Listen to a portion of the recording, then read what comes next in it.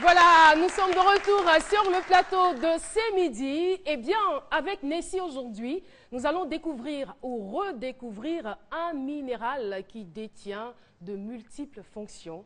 On retrouve tout de suite Nessie Ndri.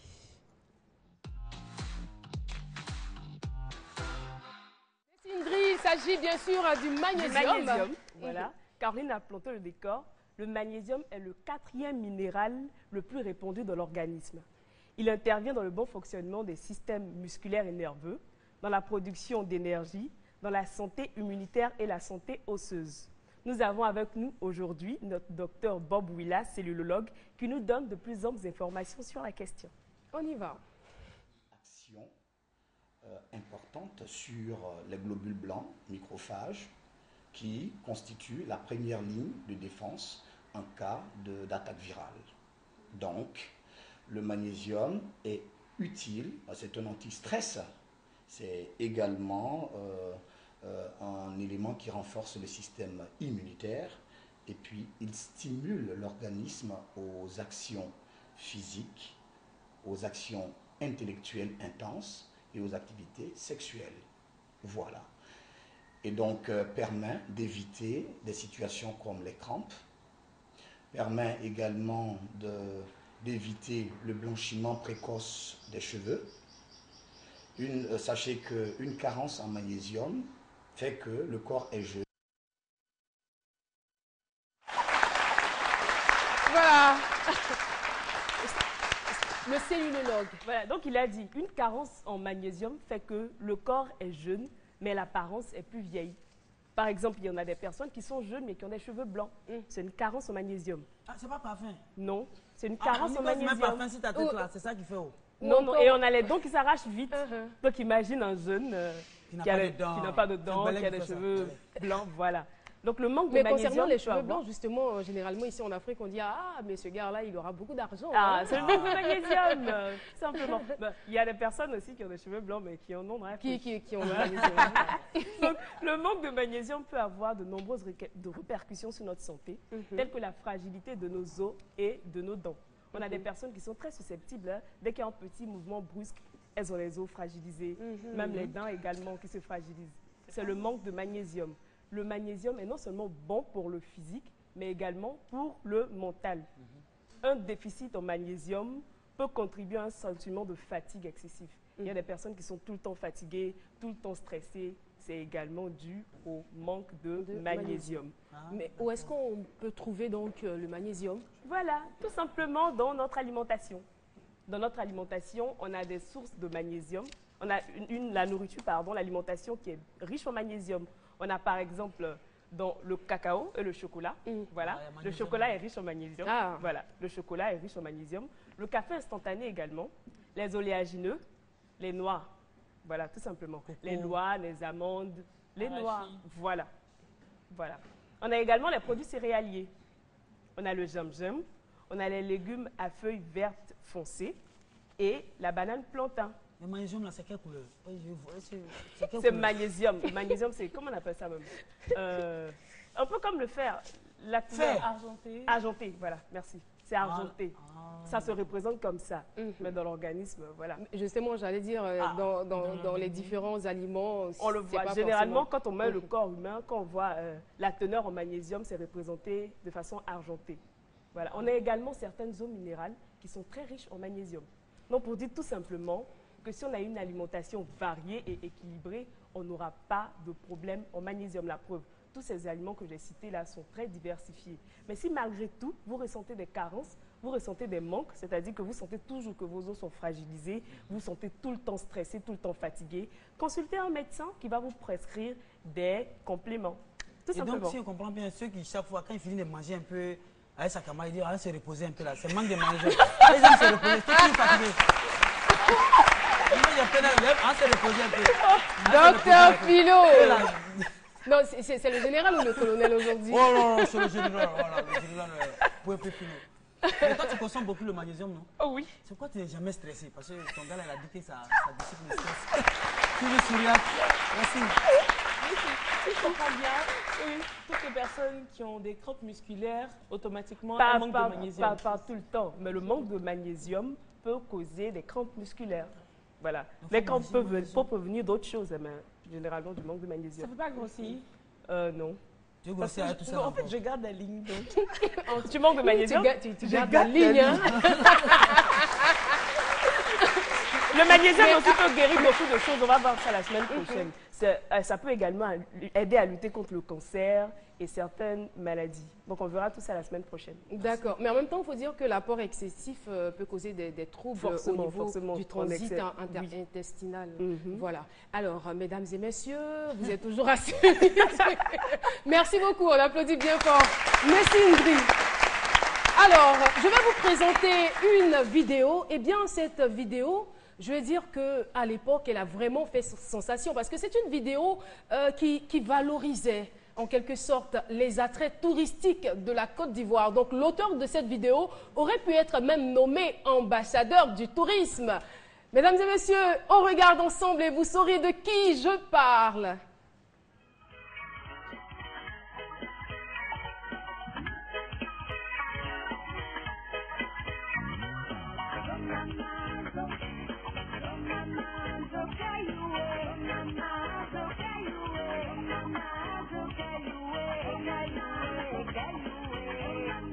La Côte d'Ivoire, c'est le tourisme, pays de rêve, des beaux paysages, magnifiques valises, on part en Afrique, en Côte d'Ivoire, pays d'amour, pays de rêve, où le tourisme est vrai.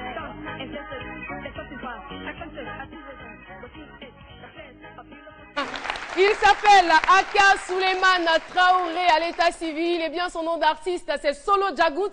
Et il est avec nous dans ce studio.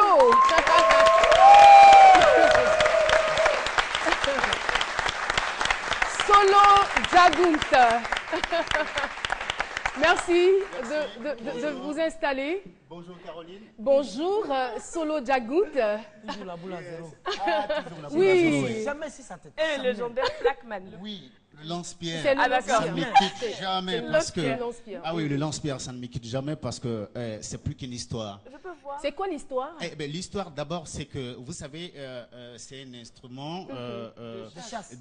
déjà de chasse. De violence. Non, pas de violence. Pas de violence. Il n'y a pas de C'est une violence. arme Il y blanche. a pas... Attends, je vais le retirer. Je vous aide. Donnez-moi ça. Parce que il y en a qui me disent, mais il paraît que c'est du basse et tout ça. C'est pas un basse, ça. C'est pas de basse du tout. C'est plutôt, je vais dire, un instrument pour promotionner, je vais dire, la sculpture en Afrique. Promouvoir Exactement. d'accord. Et moi, quand j'étais gosse, je vais dire gosse, ado, en fait. J'avais quel âge? J'avais entre 8 et 9 ans. Et mon rôle dans les travaux champêtres, c'était de chasser les animaux sauvages qui venaient détruire le maïs, le sorgho, le mil, ainsi de suite. Et après, je les gardais en souvenir.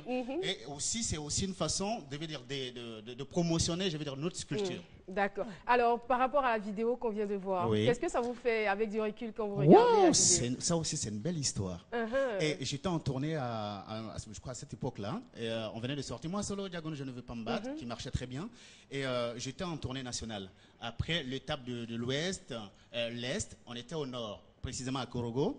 Et à ma grande surprise au concert, il y avait qui? Il y avait toutes les personnalités que vous connaissez, l'ancien ministre du Tourisme, de l'Équipement et des Transports, Adama Coulibaly, qui était là. Il y avait d'autres personnalités qui étaient là au concert, hein, bien sûr. Après le concert, le ministre m'a invité chez lui D'accord. et il m'a dit qu'il avait un bon projet pour pousser, je vais dire, le tourisme en Côte d'Ivoire, inciter les Ivoiriens à découvrir chez eux. Et c'est ainsi qu'il m'a proposé, je vais dire, de faire une chanson pour la révalorisation du d'accord. tourisme. En tout Et, cas, pour faire la chanson, on peut dire que ça a été un véritable succès. Hein. Merci Caroline. Et aujourd'hui, votre actualité? Eh ben, je viens d'arriver. Je suis arrivé le vendredi surpassé.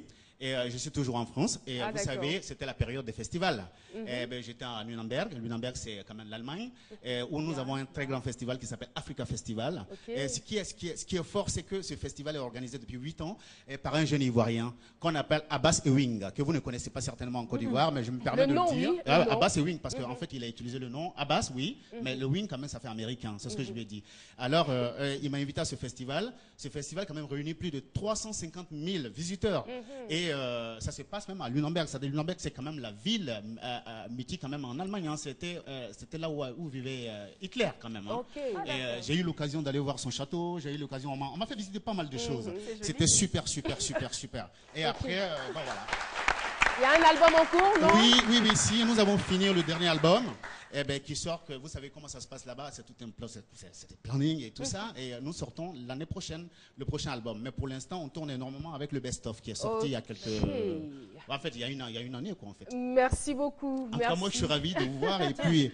Moi aussi, d'ailleurs. On a ton grand frère qui a pris, c'est qui aussi à Non, vous. non. Il fallait qu'il trouve quelque chose. Merci beaucoup. Non, dans le cas, c'est un carré, mais c'est-à-dire, celui qui a fait ça. Celui qui a fait ça. Vous oubliez vite, hein? Eh ben voilà, celui qui a fait ça, il s'appelle Abou. Soro Abou. Il est à Korogo. Abou, je te fais un coucou si tu me regardes. Et nous, on fait un gros coucou et on dit au revoir à Solo Djagout. Merci, on a été Caroline. très heureux de vous avoir sur ce infiniment. plateau. Merci. Et le public, comme il sait bien le faire, vous dira au revoir. Merci. Avec des ovations bien nourries. Merci encore d'être passé. Alors, moi Solo Djagout, je ne sais pas me battre. Moi Solo Djagout. Merci beaucoup. Alors, après Solo Djagout, on va retrouver Méliane Cugny. Et c'est juste après ceci.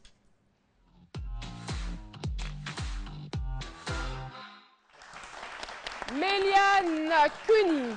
Alors, Mélie, réseaux sociaux.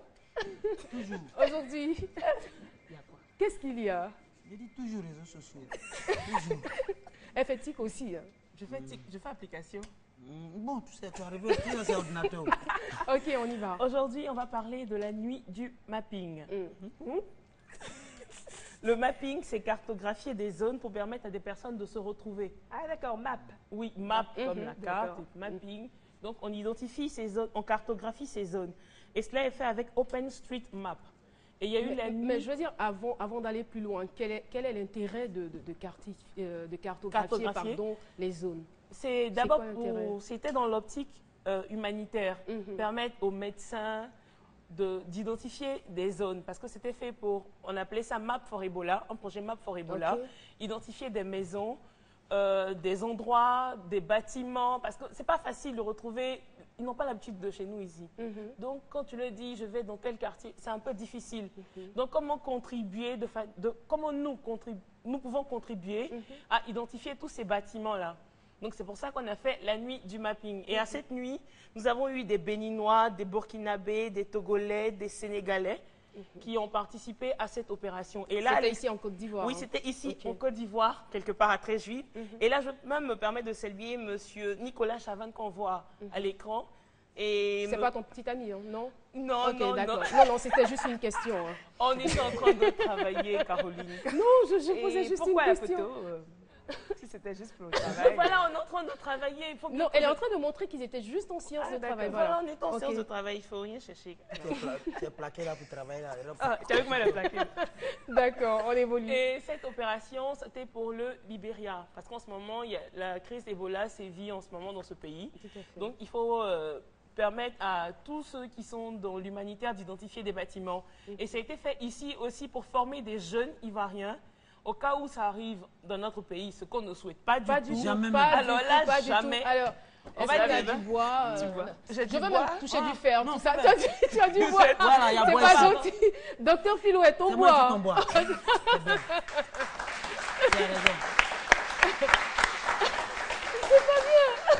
Et c'est fait avec OpenStreetMap, il faut le rappeler, qui est un logiciel libre. Et avec OpenStreetMap, chacun peut identifier la zone.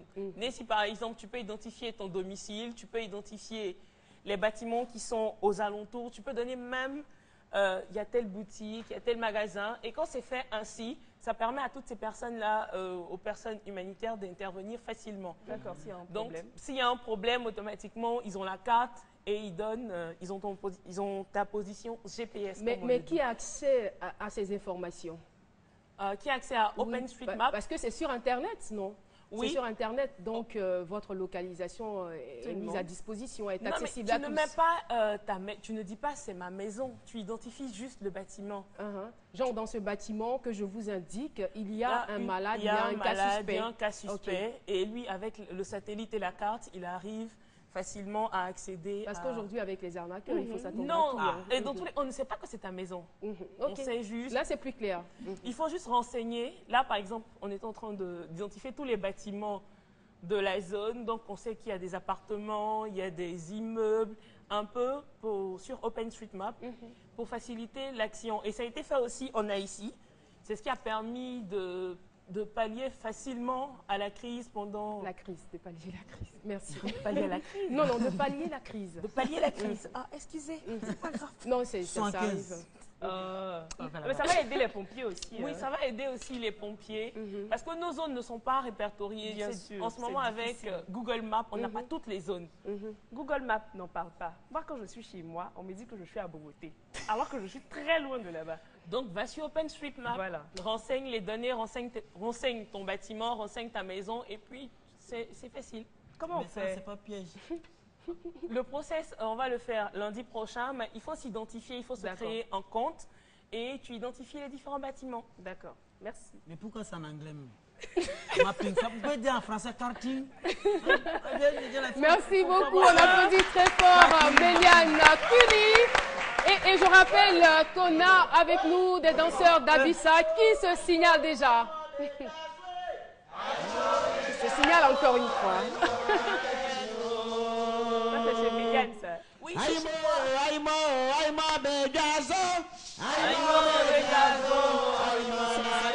qui le peuple là-bas?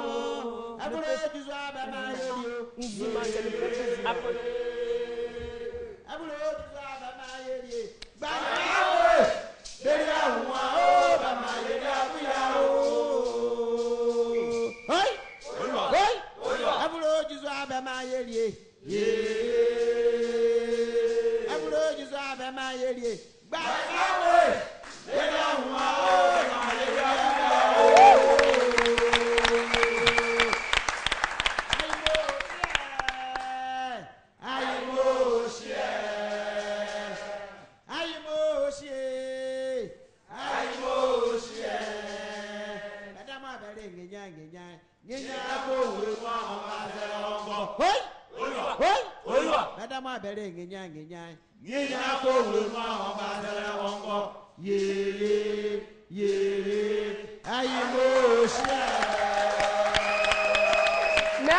Merci beaucoup, merci. Je rappelle que l'Abissa est une fête de réjouissance et de critique sociale qui se déroule donc en fin d'année, précisément dans le mois d'octobre, fin octobre, début novembre. Merci. Qu'est-ce qu'ils sont dans la semaine de silence? Donc, alors, on ne parle pas là-bas. Tu t'as rien compris. Vous avez vu le maître de cœur? Qu'est-ce qu'il faisait, le maître de chœur? Vous n'avez pas vu le maître de cœur? Le maître de cœur, c'est Loïc. On applaudit Loïc qui nous a rejoint. Alors, Loïc va nous saluer. Oui, très chère Caroline. Non, tu m'as dit tout à l'heure que tu allais faire un truc. Bon, c'est pour m'adresser à tout le monde. Ayokao! Aïe,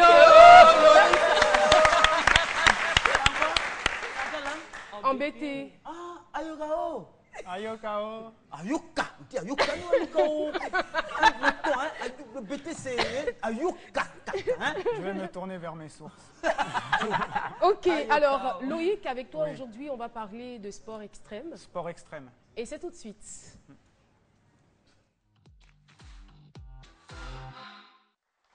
Loïc de Denis. Alors, on y va pour la note sportive de cette émission. On y va. Donc, pour une explication rapide, le sport extrême consiste au sport dangereux. Donc maintenant, la liste des sports extrêmes est subjective étant donné qu'un sport devient extrême à sa manière de le pratiquer. Tout à fait. Donc, nous allons tout de suite voir le sujet en image, une présentation. C'est parti.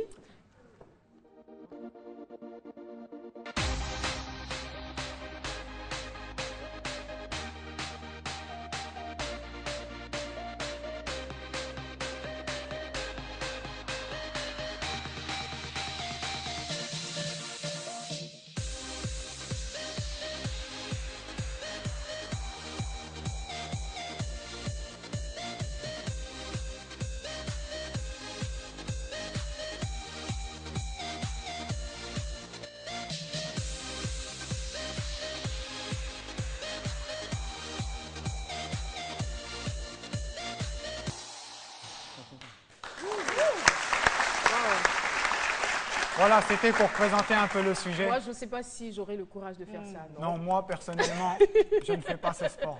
Peut-être Philo, parce que lui, il fait tout. Hein. Peut-être. Il était C'est fabriqué possible. au laboratoire. S'il y a l'argent dedans, hein. En tout cas, nous allons continuer donc avec un exemple plus précis du plus grand waterman, Garrett McNamara, l'américain, qui a le record de la plus grande vague surfée. Donc pareil, le sujet en image. On y va? On y va.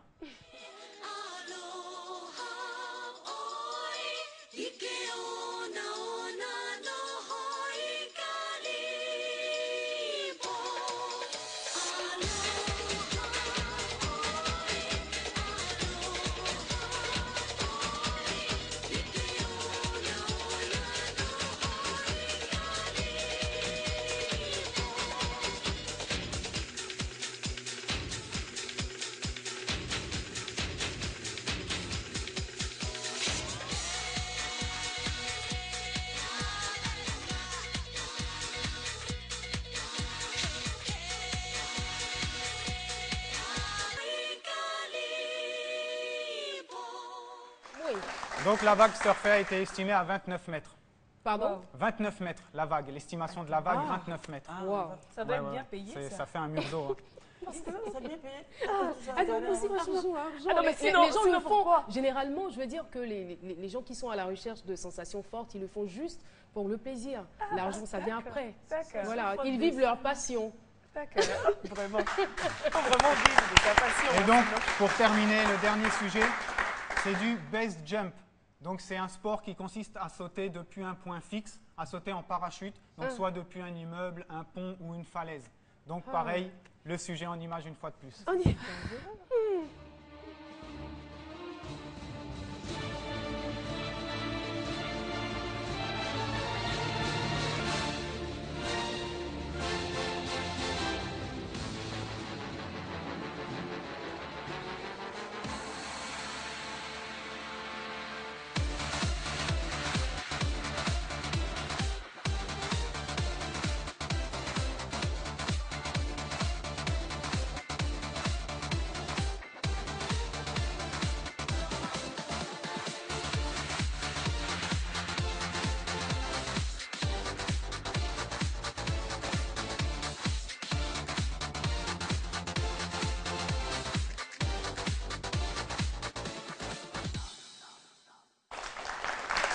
Alors, je vais m'adresser à tous les enfants qui nous regardent. Ne cherchez pas à reproduire tout ce que vous venez de voir à l'écran. Eh bien, c'est réservé à une catégorie de personnes. Ah oui, là, c'est en tant que professionnel. Hein. Les amateurs, il ne faut pas Il ne s'aventurer. faut pas essayer. Non.